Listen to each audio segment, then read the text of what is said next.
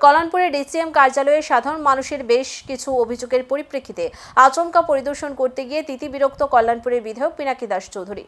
আমি বা আমার মতো যারা আছে আমরা সাধারণ মানুষের প্রতিনিধি, আর আপনারা সাধারণ মানুষের জন্য নিয়োজিত সরকারি কর্মচারী। সাধারণ মানুষ যাতে সময় মতো পরিষেবা পায় সে বিষয়টা গুরুত্ব সহকারে দেখা আপনাদের গুরুত্বপূর্ণ কর্তব্য।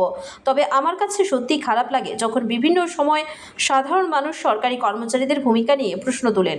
কল্যাণপুরের ডিসিএম কার্যালয়ে সাধারণ মানুষের বেশ কিছু অভিযোগের পরিপ্রেক্ষিতে আচমকা পরিদর্শন করতে গিয়ে তিতিবিরক্ত কল্যাণপুরের বিধায়ক পিনাকি দাস চৌধুরী উপরে উল্লেখিত কথাগুলো বলেন।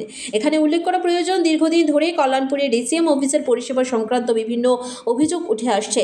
বিশেষ করে পিআরটিসি সার্টিফিকেট সহ ম্যারেজ সার্টিফিকেট এবং কাস্ট সার্টিফিকেট প্রদানের ক্ষেত্রে সংশ্লিষ্ট কার্যালয়ের ভূমিকা নিয়েও সাধারণ মানুষ প্রশ্ন তুলেছেন।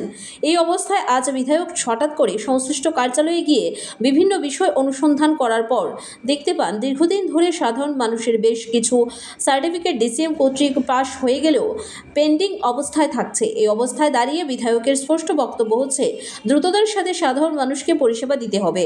যে এই সার্টিফিকেটগুলো সাধারণ মানুষকে প্রদান করা হয়নি বা দীর্ঘদিন ধরে জমা অবস্থায় রয়েছে সেগুলি দ্রুততার সাথে যাতে প্রদান করা হয় সেই নির্দেশ দেওয়ার পাশাপাশি বিধায়ক 1 সপ্তাহের সময় দিয়েছেন দায়িত্বপ্রাপ্ত আধিকারিককে।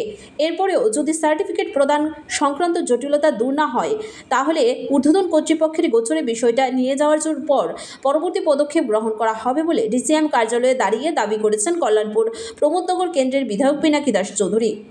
বামফ্রন্টের আমলে বদ্ধ হয়।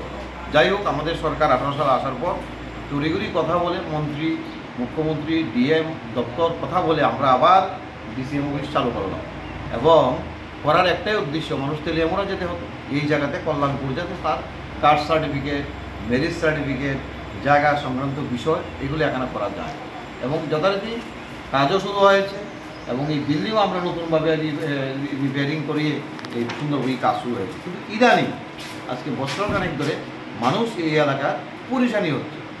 সেখানটায় কাস্ট সার্টিফিকেট বলুন, পিআরটিসি বলুন, ম্যারেজ সার্টিফিকেট বলুন, এগুলো নিয়ে মানুষ বারবার হয়রান আছে। আজকে না কালকে, কালকে না পরশু, এই কাগজ নেই, এই কাগজ নেই, অথচ সমস্ত কিছু এমনও তথ্য প্রমাণ রয়েছে কাগজেই পাচ্ছে না মানুষ, অথচ জমা দেওয়া রয়েছে।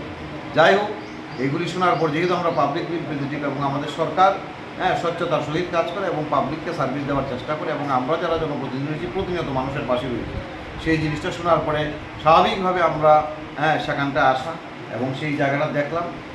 এখানে যারা রয়েছে অফিসার তাদের সঙ্গে কথা বললাম এবং আশিসুজ্জামান ফরমাই দায়িত্বে আছেন, ওনার সঙ্গেও কথা বললাম এবং উনি স্বীকার করেছেন যে এই সপ্তাহের মধ্যে এই সমস্যাগুলো যেগুলি পেন্ডিং আছে এগুলি তাড়াতাড়ি আমরা ক্লিয়ার করে দিচ্ছি। আমিও নির্দিষ্টভাবে বলে দিয়েছি যে এই সপ্তাহের মধ্যে সমস্ত কিছু ক্লিয়ার করতে হবে এবং আগামী দিন যাতে মানুষ পরিশানি না হয়, পরিশানি হলে স্বাভাবিকভাবে আমরা আমাদের সরকার, আমাদের দপ্তরের যিনি দায়িত্বে আছে ওনার নজরে নেওয়া হবে। উনি বলেছেন না, আমরা এর মধ্যেই এগুলি মানুষ যাতে তারা পরিশানি নয় তার ব্যবস্থা ওনারা নিচ্ছি।